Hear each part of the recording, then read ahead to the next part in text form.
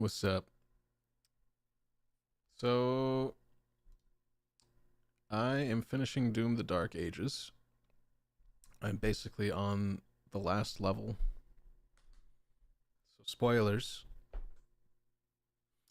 And, yeah, I'm mostly just kind of bored right now. I'm going through a breakup, or I've broken up with somebody, and I am going through the grieving process.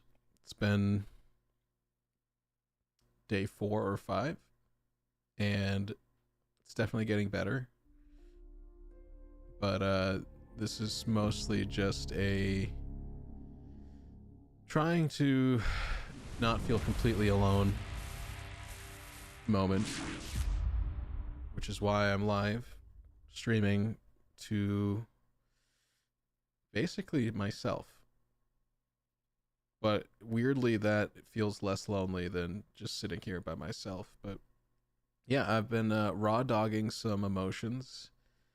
I've been journaling a lot, the way I feel, and Doom has actually been very helpful because I can get some of the anger part of the grieving process out in a relatively safe way. And, I'd like to think I'm a little proud of myself because, there's a lot of things you can do when you're going through a breakup that you can make the situation worse. And, harassing or messaging when you shouldn't, or any number. There's a lot of things that you can do to make a breakup worse for yourself and basically ruin any chance of any kind of healthy relationship in the future with a person. So I have been pretty damn good about just leaving her the fuck alone. I've done maybe the only thing really that's tipped the line of like, okay, this is definitely could be considered a douchey thing, but I have been posting passive, not passive aggressive, but it's like the same idea as passive aggressive, but just Instagram stories that are directly related to how I feel about the moments that I'm going through as I process the end of this very short but very intense fling. Um, and that's really what it was. It was a fling. It was a month of pure intense joy, and then a month of, and I think this is still part of that month of just bitter anguish. The ending of it, and or maybe ending isn't true to what it really is. It's a pausing of something that was the start of something very powerful. But I have to be fair and understanding in that maybe it was just something I had in my head and it was not necessarily fully mutual the way that I perceived things. I have some assurances, though, when we spoke last that it was mutual and it's just a bad time for it with the way our lives are. And so I've taken that upon myself to keep applying places, keep looking for work. And so I have a few interviews coming up, and that feels really good. But I've opened up a lot of sectors in myself that I've realized I've needed and been lacking for a long time. And a lot of those things are friends in real life, like real immediate groups of friends to spend time with and experience the world together with. And I think it's something that being a streamer, being a content creator has really deprived me of. And one of the reasons I was so drawn to this person is she gave me an outlet for years of built up kind of like repressed desire for basic community and just feeling like you're surrounded by people that understand you and you get along with. And Twitch is an interesting parallel to that experience, and I understand why there's 3 million people on average on that website seeking out that kind of connections. But for people like myself who are growing and developing, it's definitely a negative experience because you're basically taking all the time that you could be developing your in-person skill set and you're replacing it with this very short mask of an experience of interacting with another person.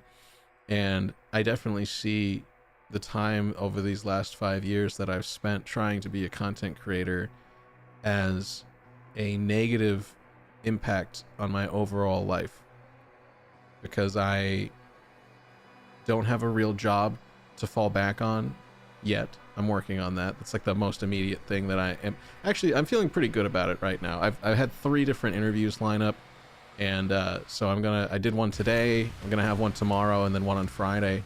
And I don't necessarily know if I'm gonna take any of those jobs, but if they do offer me something, there's a very high chance that I'll just be like, yeah, let's try it for a few months and see if it fits, and if I can make enough money and save up, and that can be my vessel of launching myself into the world and fix some of these things that I'm lacking in my life.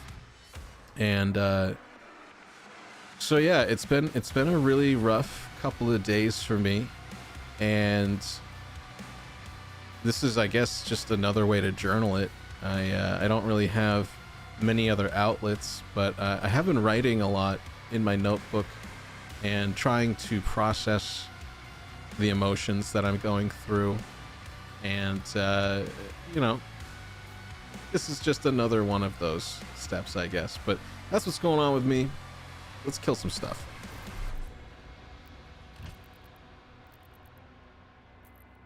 I did start the level a little bit, but I played like the first kind of like battle area, and so I'm just now getting into the, I guess you could call it like the second section.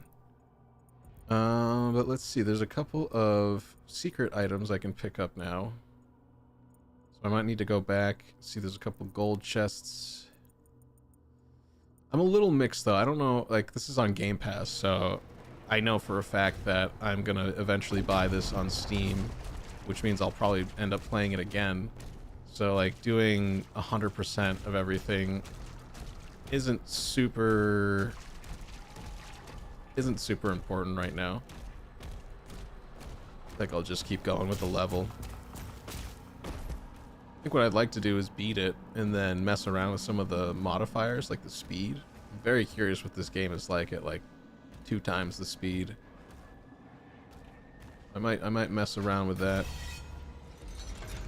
Oops.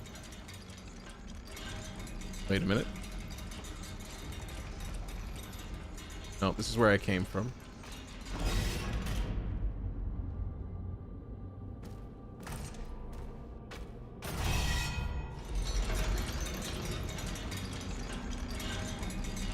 I'm still mostly using the penetrator.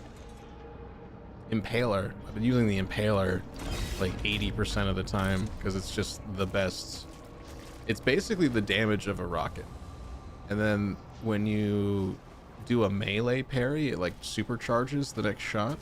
So you're just like melee, parry, headshot, and you just kill the things very quickly with it. It's definitely like the most efficient weapon I've used in the game. Because, rockets, they have the splash damage, so there's that risk of, killing yourself with it. I need another 100 gold. Maybe it would have been good to go back and pick up some of that stuff. This grenade launcher, I've barely touched. Barely touched it. Chain shot, I've tried to use this a few times in a fight, and the fact that it, you have to charge it up and release it, the pacing of it's a little hard to manage. This Ravager is actually a pretty decent gun as well. I have it built up so that it shoots and then triggers a healing shards drop. So like when you hit things with it, when it's blue like that, it drops health chunks. So this is actually a pretty decent weapon for the fields when there's a lot of enemies at once. And it's a more concentrated version of the pulverizer, which is just more of a widespread thing, but it's basically like a funnel of scrap metal that's being shot at stuff, and it beats it up pretty good. The double plasma rifle cycler here is also pretty beefy, so I've done the masteries for both of these weapons. Of course, the Impaler is my number one. Shredder is totally decent as well, I just don't use it. And then, honestly, the basic combat shotgun was pretty fun. It's pretty fun, just all around kind of like solid weapon. So, yeah, and of course, I think my only real is you want to upgrade the shield all the way as fast as you can. This is absolutely the GOAT of the game. It is amazingly... I'm constantly throwing this stuff out there, and it's just good for managing the smaller clusters and the staggering of the bigger enemies and letting you do a lot of damage. Incredibly effective.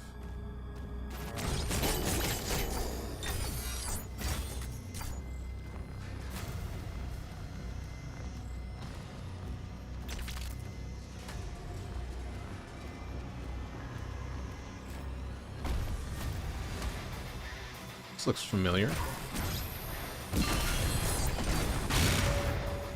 Never done it, but it does look familiar.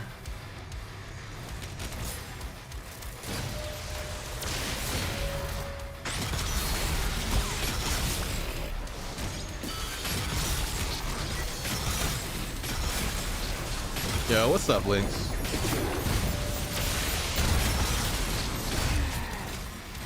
Hold on.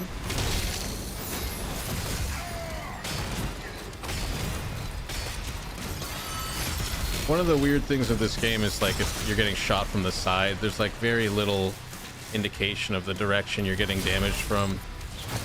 So you kind of just have to spin around like a crazy person.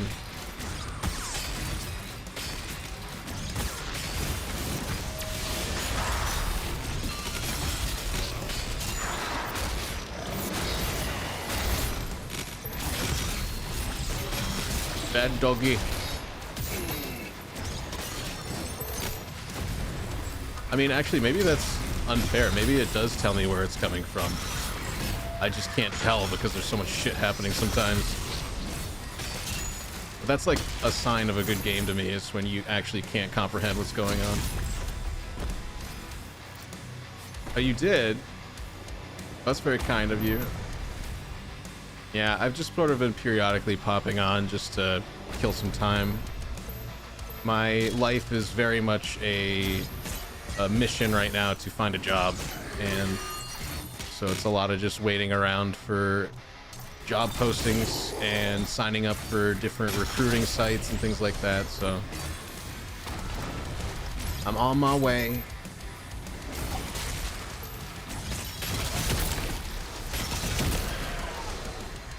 But what have you been up to? How you been? I actually, you know what, I saw you in Durka's chat the other day. I saw he was streaming on Discord, and I popped in for just a moment. I have like an alt account that I do try to periodically check in with people, but I don't know, I'm definitely done being on Twitch.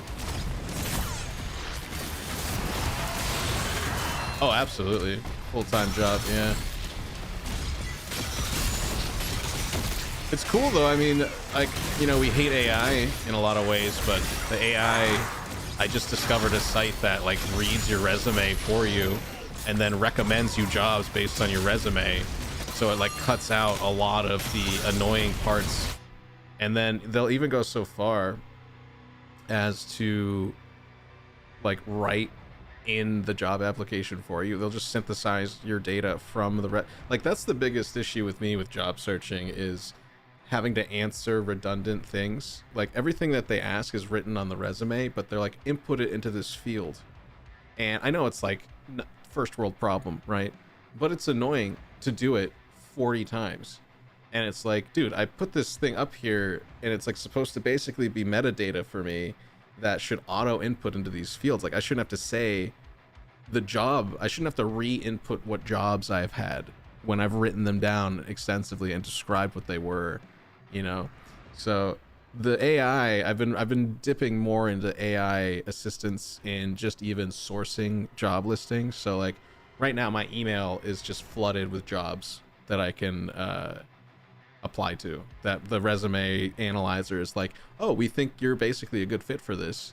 And so that's like super helpful. I've been really like, I think I found it like 3 days ago, and it's literally just completely amplified my searching and, you know, the energy going into it, because it's just like, you know, cut out the annoying stuff. Everyone knows that no one wants to do these jobs, and that's why they're available. So just make it less annoying to apply for them. And then most of the time, they're just looking for someone that's not weird to do the job. Like, they don't really care. Like, as long as the job's getting done, just don't be weird. And you can probably, like, you're telling me you can't take someone off the street and teach them how to do Excel sheets, you know? So, yeah. It's definitely annoying, and they want you to like rewrite your resume for every job that you apply to, and I'm just like, what is that? Like, that's so dumb.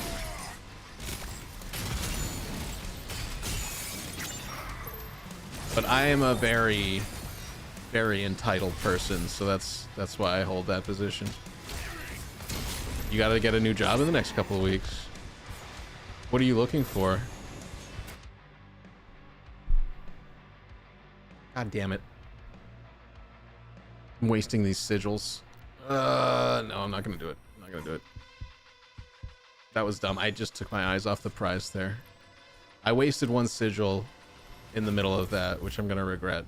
But I still have one left, so I want to save it for like if there's a big boss fight or something, and it's like a long boss battle that I want to just be done with. Because these open field fights, a little bit of RNG involved with whether you're good at them or not. Data analysis. That sounds like something that's going to have an abundance of options. I think that's the other thing too. It's like the language barrier of what you put in for like what you want to do. So like, say I work in media, but it's like a diverse set of skills in media that can be considered a producer. It can be considered a director of marketing. It can be considered a media professional. Like the company that needs that type of person will make up a completely different language and jargon around the skills that you have. So it's like I understand why they say you need to tailor the resume to where you're applying, because it's like people don't really even know what they're asking for half the time, because they're not that person. You know, you're using an intermediary to kind of like relay that a job is open, and the person relaying it is like an HR rep, and they're like, they don't have any technical understanding of, you know, video or the components of putting a video together. And it's not rocket science. It's just, you know, it's not in their wheelhouse. So that's one of those things where it's like, what kind of job? What's your ideal job? And I'm just like, do I just type in sugar daddy, or like what? My ideal job is bang maid, you know? And so that's why the AI, you know, just reading my resume for me and interpreting it as, okay, this is the job. These are the jobs that are looking for that set of skills that you put down here, and this is what you should be spending your time pursuing. And it just cuts out so much annoying shit. And I've been really grateful for that, because I've needed it. Been having a little bit of heartbreak that I've been dealing with. So it's been good to kind of focus that emotion and that energy on, you know, my future, and really actually taking real steps now to get out there.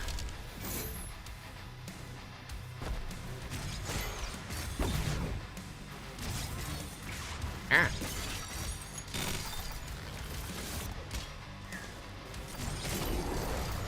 In this economy too, very daunting, man.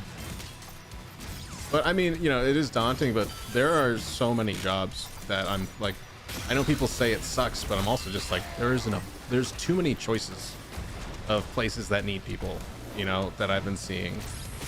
And it's kind of ridiculous to think that it's just like the slow hiring process is really the problem.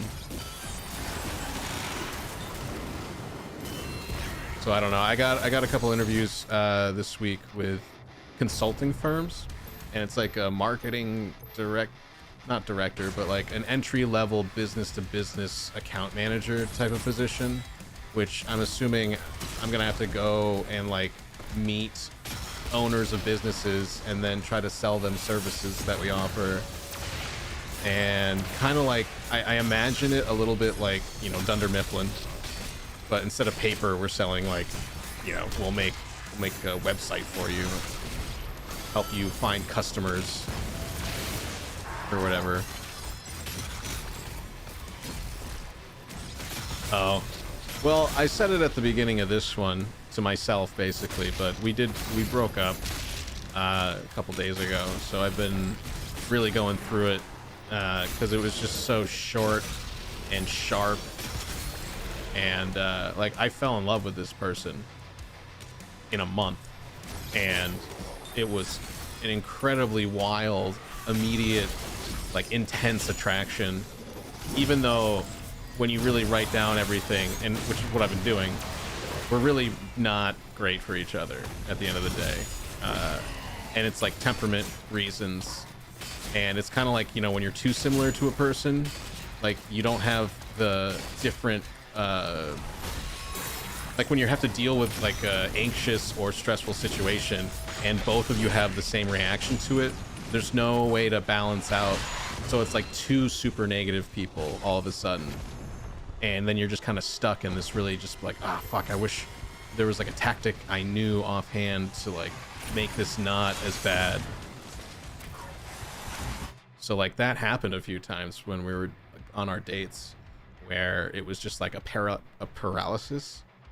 And I'll tell you the example because it was really stupid, and I was like genuinely upset when it happened. But we were watching a movie, and the file that I was using to watch the movie was missing the last 20 minutes. And so we're trying to watch The Bone Collector, and it's like literally about to reveal who the bad guy is. And she was like super into the movie. She was like really enjoying it, and it was like a really fun crime thriller or whatever. And so we just never got to finish the movie. And you know, it was this whole like 15 minutes of just incredibly awkward disappointment. And I was just sitting there like, there's no solution. And I was just getting so nervous because like I couldn't fix it. I couldn't find an alternate way to watch it. And it was just like crippling anxiety in the moment, knowing that I'm like, oh my God, she must think I'm like not even a real man. You know, because I can't even find her the full-length movie that I was trying to tell her about. And it was just like embarrassing. Like it was an embarrassing moment of just being like, I am like humiliated that I can't figure this out, and I've disappointed you. But her reaction to it was just like, shut down, and then started like responding to some texts that she'd gotten while we were watching, which is like, you know, fair enough. There's a moment to do it, but she was just genuinely annoyed, and then was offering like zero comfort, and if anything adding pressure. And like now this is more frustrating because I feel bad that I'm disappointing the person.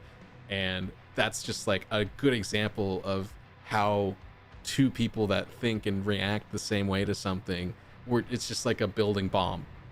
And so I keep reminding myself of moments like that, because I'm like, this is where incompatibility would really destroy any relationship.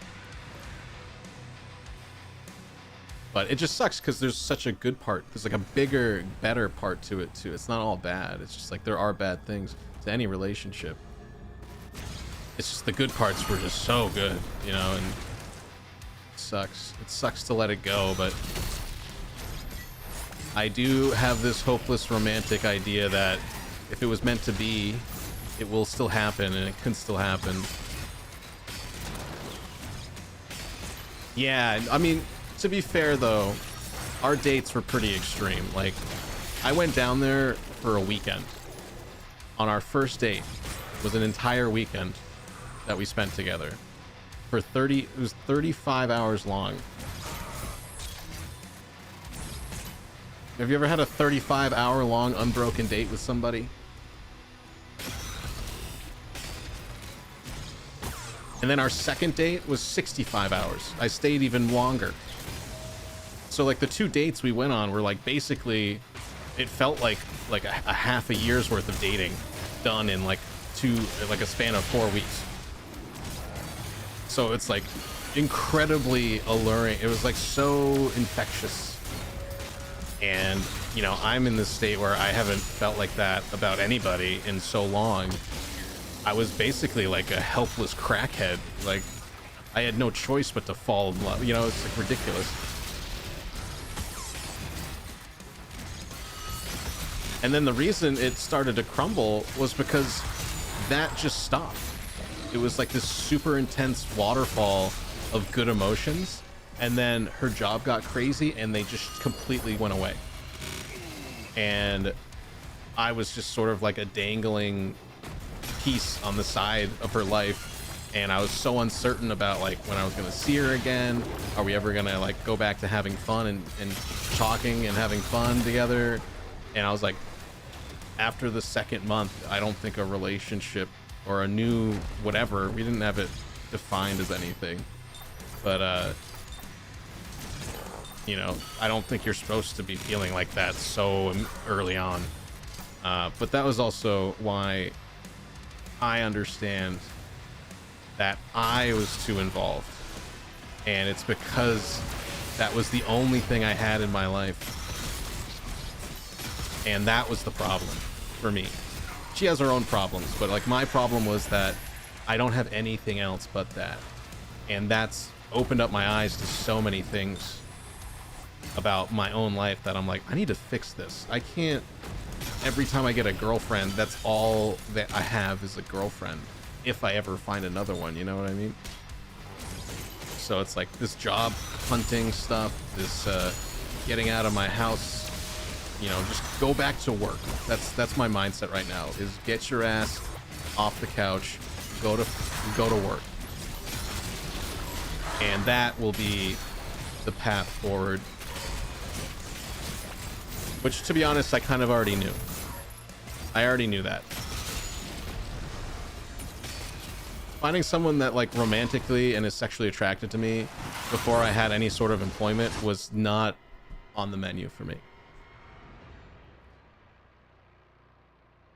Yeah, I agree. I don't want to be like stupid about it and be like, oh my god, it's the only love I'll ever feel again. Like, obviously I've loved people before, but when you start to feel that way, those things don't just go away. That's like, it's like she's part of me now, and it's just a part of me that I have to put away.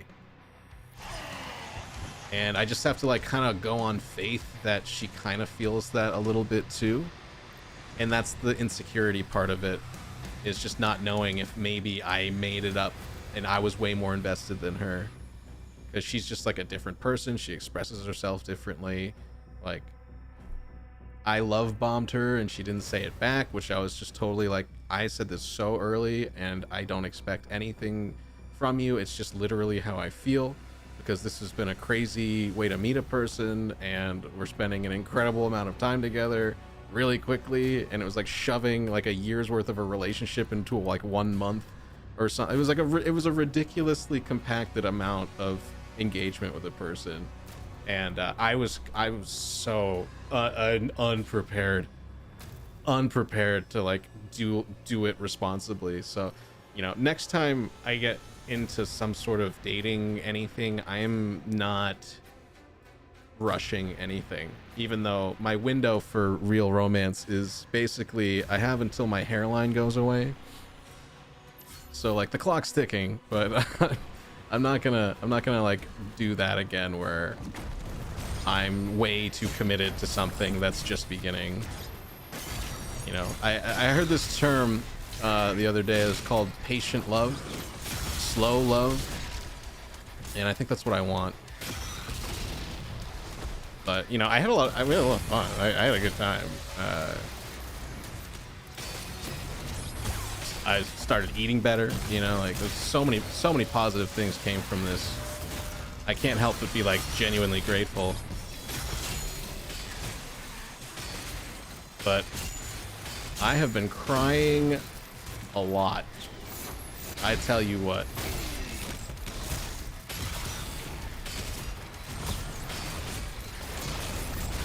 Oh my god. I need to mulligan this situation. Or maybe not. Maybe not.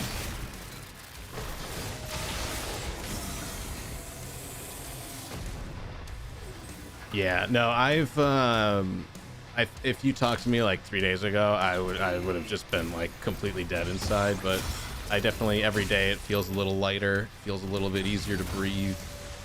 And like I said, having some jobs to pursue and things to pursue that are not anything to do with it, super helpful.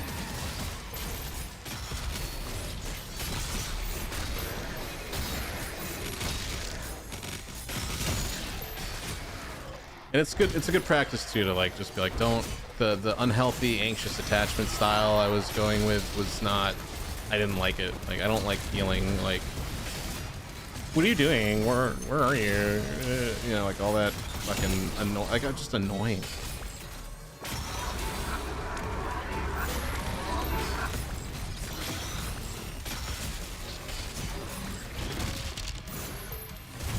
If I'm in a relationship with someone, I want it to be like, I trust you, and you know, we get to share things with each other, and it's like fun. We're having fun sharing things with each other, not like, you gonna call me later? Like, it's fucking pathetic. Like, I was so pathetic for a while there. For a couple weeks, I was just totally betraying who I want to be.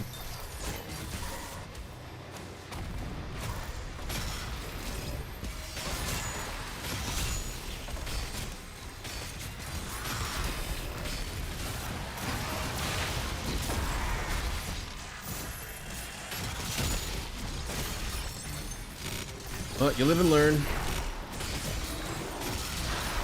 It's like, actually, you know what? I think it's really reassuring to know that people still will be attracted to me, even if I don't have a job. That was, I'll be honest, that was kind of humbling. Work hard to control yourself. Yeah, it's hard though. Like, it's like anxious attachment. And if you're dating someone that's avoidant, it's literally cancer.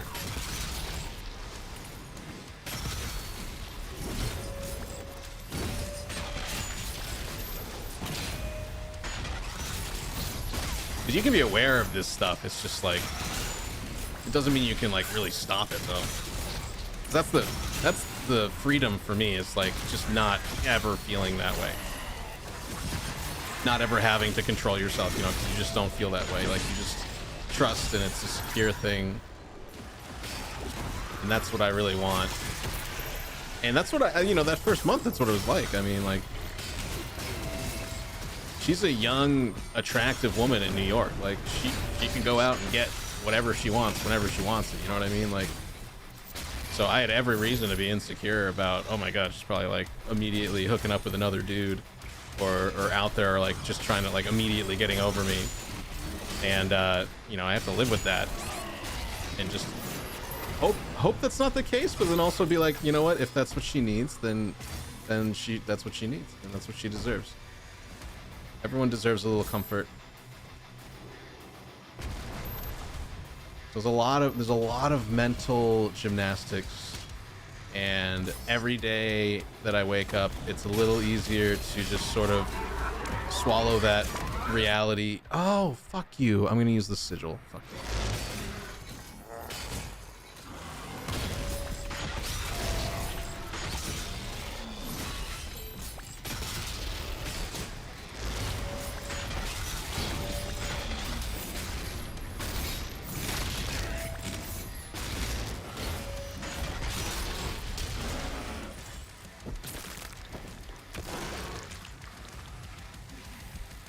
But yeah, slow love is a good thing. Take your time. Oh fuck, that was not the end of this. Okay.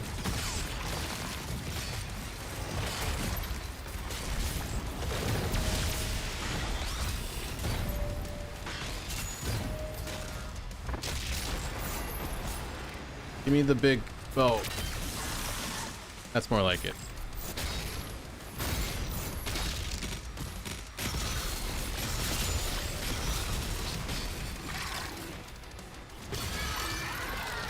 I use the BFG on him because I'm like, I don't want to risk dying right now because otherwise this is going to be way more tedious. I don't have any more respawns. Can you fuck off? Jesus. Mon and Ginger are good. They are just, you know, hanging out every day, chilling, working.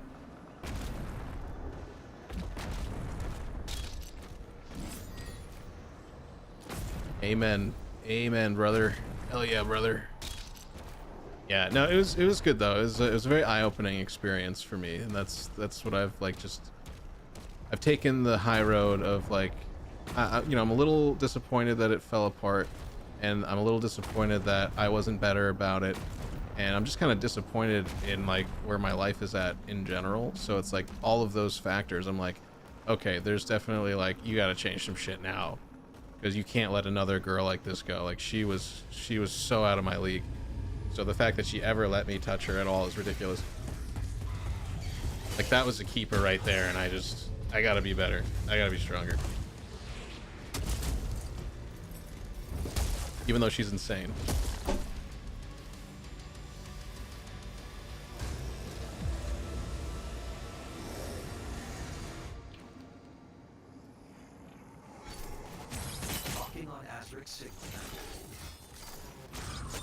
He's on board. We hold our ground until he finishes this.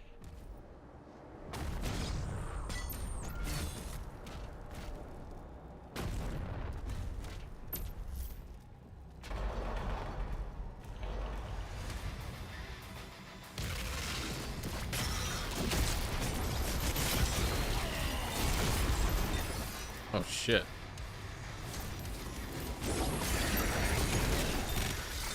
Jesus.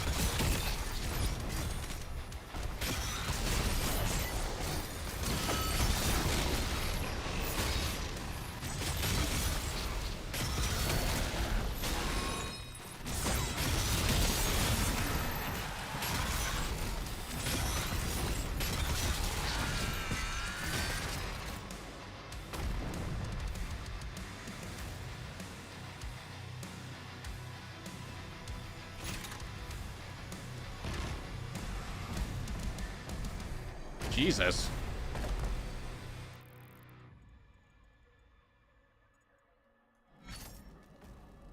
Jesus Christ. You saw that, right? Like just fucking blipped through that hallway. It's crazy. And witch.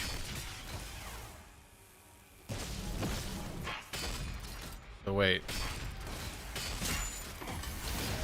See, this is like the type of fight that I wanted one of those sigils for. Because if I get this guy down to like half health, or like maybe down to the very end of his health bar, and I need to respawn so that I don't lose all the progress, I'm gonna be annoyed.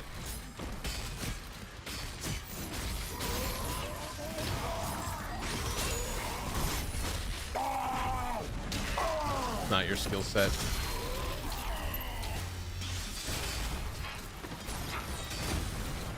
I fucking love this game. This game is so good.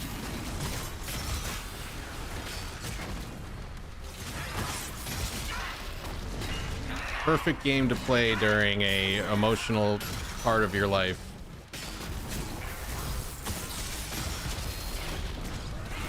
Although I haven't really had any like severe anger or anything. It's just sadness. Sad and lonely. Like, you know, when you want to message a person and you shouldn't / can't. That shit sucks. It sucks a fat dick.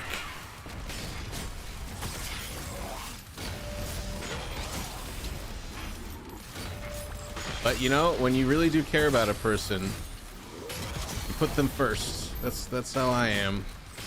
Maybe it's not good for me, but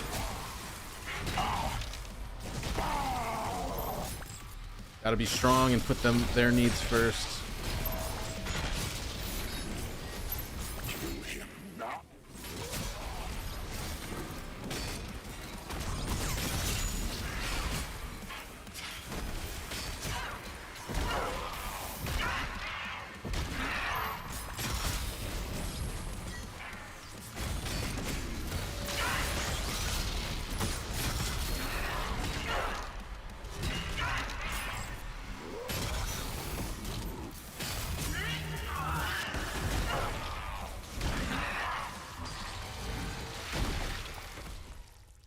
I killed your girlfriend. Actually, it's just like his assistant. Kill me, and this war will never end. So I hope that's a I think that was a checkpoint.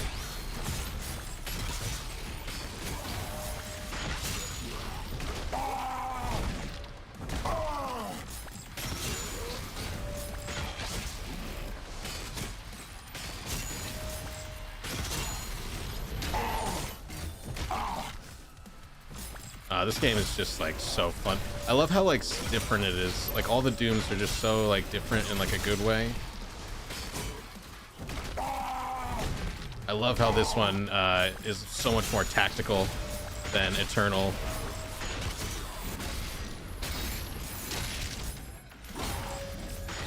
It's just like a fun campaign to play through too. The levels are really cool. These boss fights are pretty badass. You get to kill Cthulhu, which is pretty fucking sick.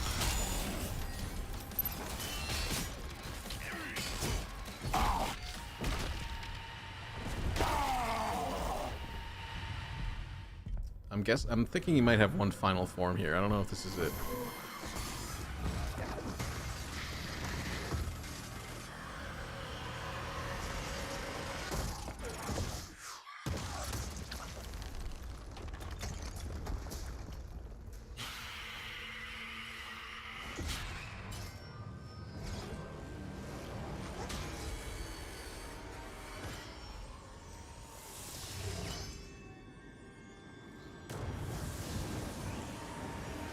I'm glad this is on Game Pass.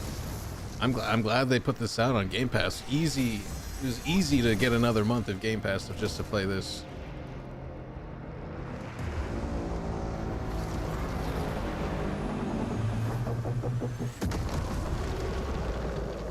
And then I got Expedition 33. I'm gonna boot up next. I'm kind of excited. I don't know if I'll get that into that though. I think you have to be like a JRPG lover to really like start crying over how good that game is, but like I'm sure I'll enjoy what I can. This is my kind of game, all right? You boot it up, you start murdering stuff, and you just have a good time. That's my kind of game. I don't need like an intricate love family story with meaning and purpose and messaging. Just let me murder stuff. I can get all the messaging and emotions in my real life. I don't need a video game make me cry. All right, I'm crying enough.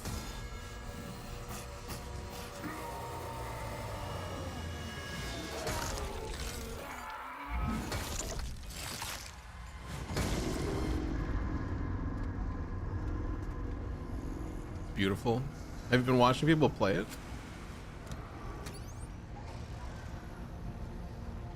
I've seen like little glimpses of gameplay and stuff. It looks really good. Like the visuals are really solid. I guess I'll have to see if it grips me or not. I usually find myself in that like contrarian position. Like everyone loves this thing and I'm over here just being like, it's not my cup of tea.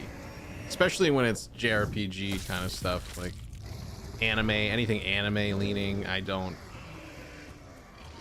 care.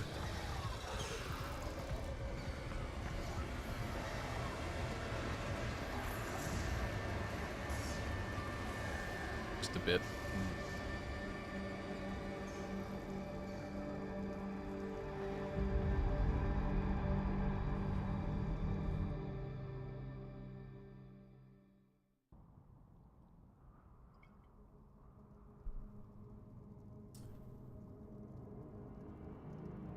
I'm kind of curious to boot up Doom 2016 and see how it like maybe could relate or how this might connect.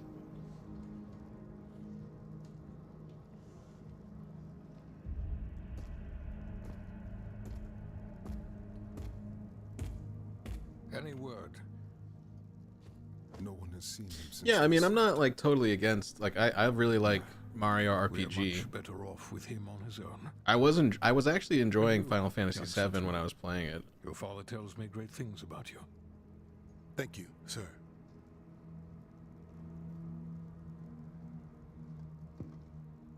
The Maker's Church has disavowed all actions taken by the Creed. See a fucking spider on my wall, and I can't He was reach it. acting alone, and they'll bring justice to anyone that collaborated with them. We'll move forward with our own Inquisition, quietly.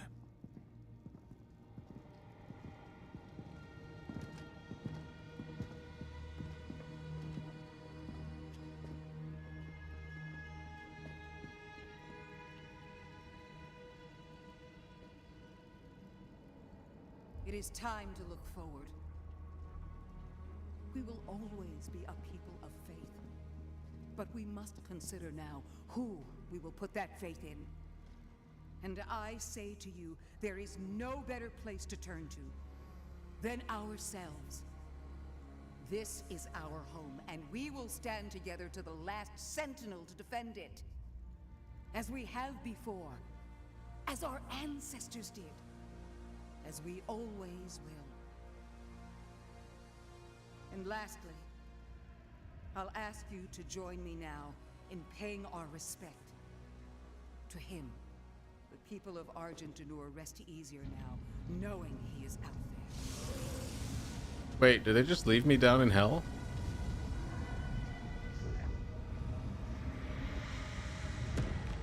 Wait, what? I'm just down here, like, slaying stuff? Is that... Targets identified. I guess so.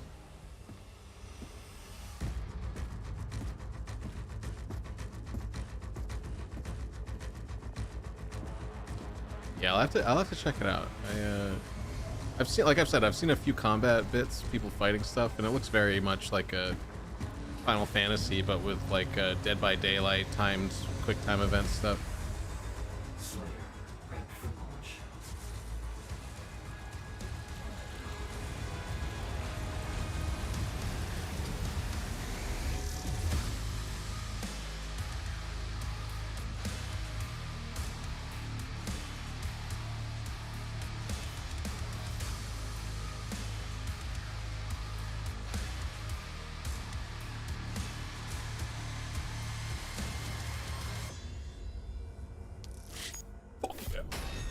Fuck yeah. 50%. Man, I really did leave a lot of stuff behind in that open area. I think that's the worst percentage.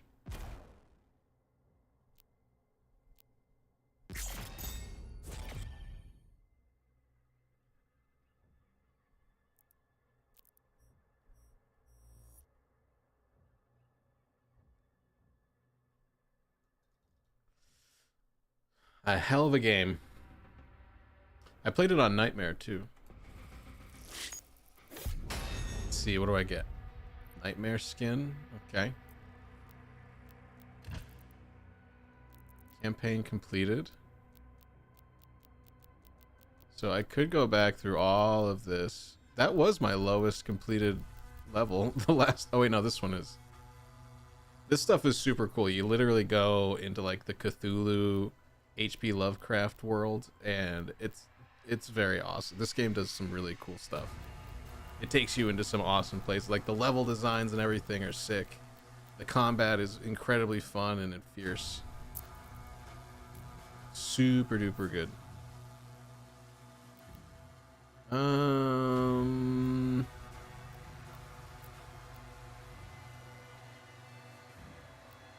Damage to player was at 250%. Most aggressive enemies. Game speed 150.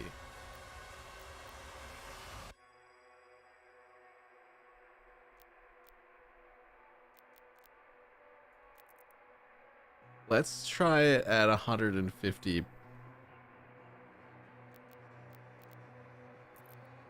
Just for S's and G's. I don't know if 50% sounds that... Oh. Confirmed. The Slayer has been activated.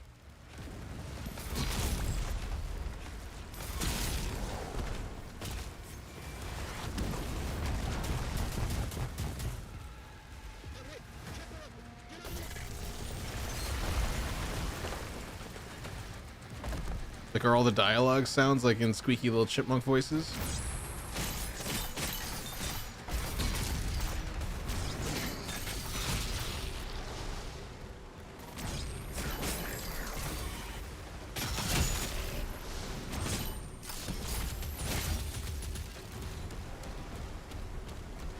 Okay.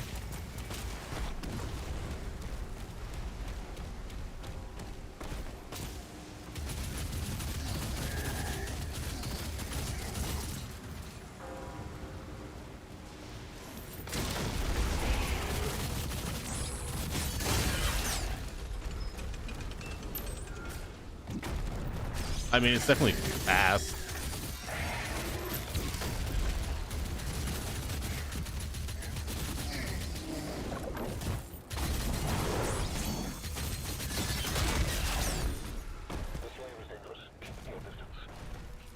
Like, how do you know you have ADHD without having ADHD? Run through this game very quickly. Ensign, shuttle lock on the Slayer's location. Confirmed. Weapon drop incoming in 3.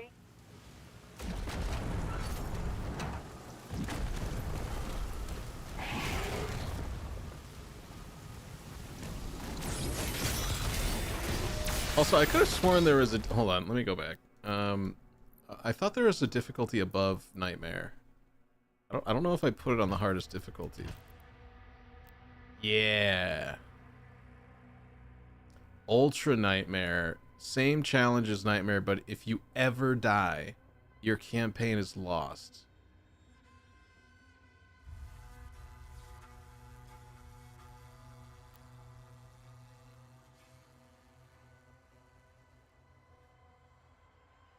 This difficult... Okay, Pandemonium.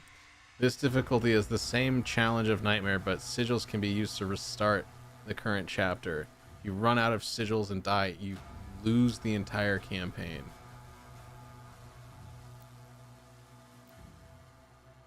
So it's basically permadeath. Not dying once is insane.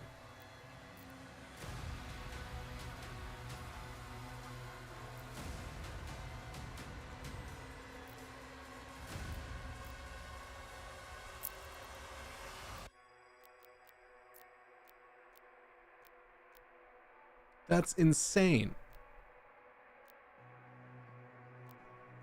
I can't do that. Maybe, so this is one of those things, like, maybe if I bought it, then I would do that, but...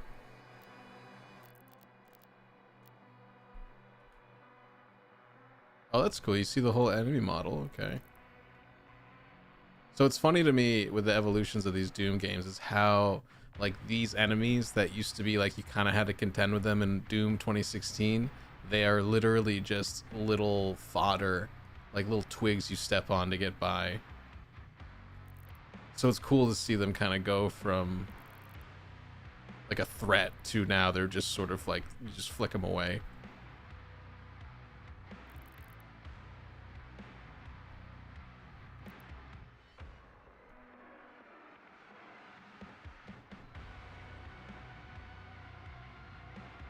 Oh, look at that. Look at those butt cheeks. Look at those bussies. Very cool character models though, I gotta say.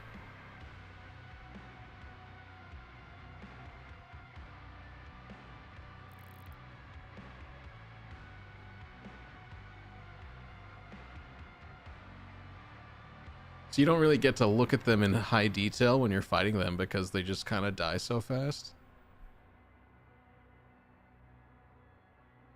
Guy looks mean. Oh, this was my dragon. This guy was cool. So, like, that's what I liked about this game is, like, the different... it would break up the traditional first-person missions with, like, dragon stuff and the mech suit stuff was definitely a cool spectacle, but the gameplay of being in the mech suit was kind of whatever. Like, it was very mash a button and win kind of gameplay. So it was like, I think of all the things in this game, and it's weird that because I love mechs, it's weird to say that the mech portions of this game were the least interesting.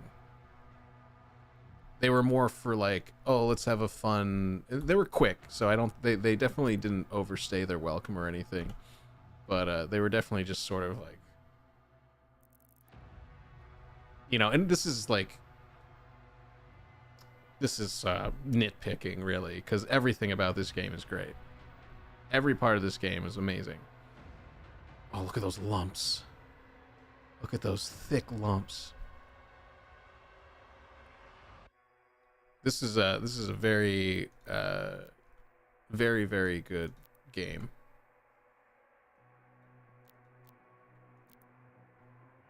Oof.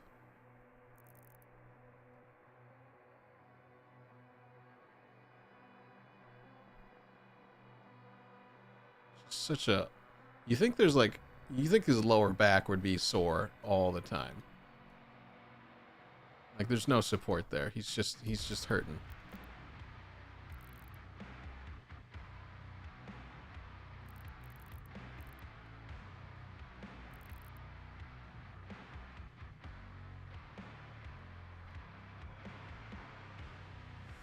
Cyber Demon. It's sort of like a combination of Hell Knight.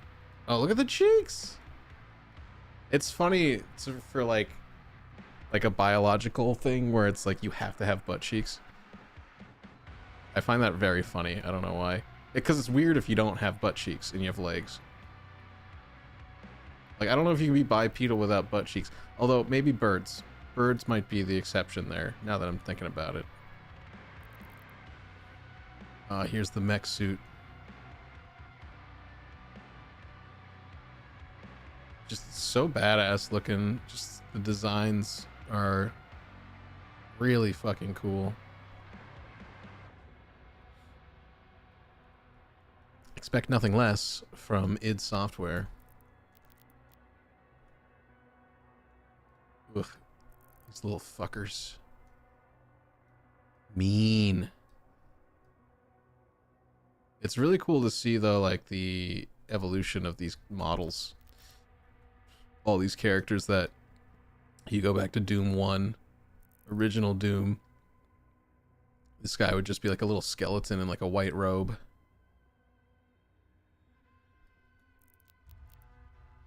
I like all these new enemy types were cool too. They felt very appropriate. Like this hell mixed with cybernetic enhancement kind of stuff's very cool. Space tick. Yeah, they don't look very they do not look appealing.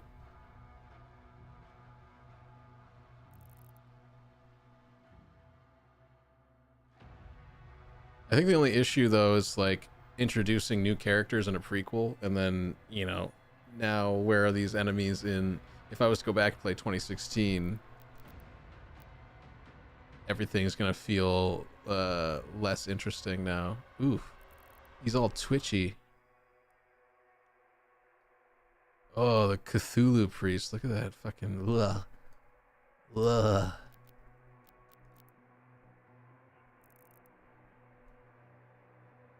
Dude, I really enjoyed these levels where you go into like the H.P. Lovecraft world. God. Having a toy of this would be sick. Like an action figure for all these Doom characters. That's something if I got as a kid, I would have a great time just messing around with that. Pretending to have it fight all this different stuff. Look how shiny. Oh yeah, so it's like Cyber Demon Cthulhu. This you fight in a mech suit, so it's gigantic, but very, very cool fight. Well, I mean, I don't know. The mech suit, like I said, the mech suit fighting is really, you just mash a button and you punch something, so it's not like that engaging, but the idea of fighting Cthulhu is awesome. And then you rip his head off, so it's a pretty satisfying experience. Very cool.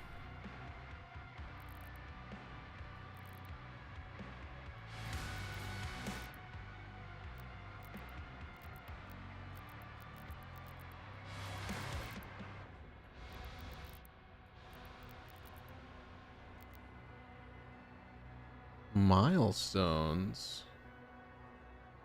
Gotta get masteries with all the guns. Gotta upgrade all of the armor and health all the way. Gotta get all the toys. Gotta get all the lore.